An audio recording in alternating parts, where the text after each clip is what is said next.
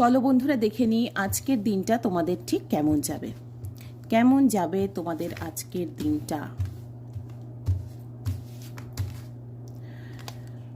6 of Wands, 2 of Cups।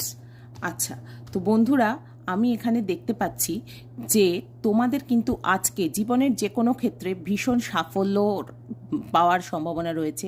সেটা তোমার career হোক, জব হোক, বা হায়ার স্টাডিজের জন্য কোনো গভর্নমেন্ট জবের এক্সাম হোক, যাই হোক সেখানে তোমার সাফল্য আসবেই এবং কনফিডেন্স গ্রো হবে তোমার জন্য।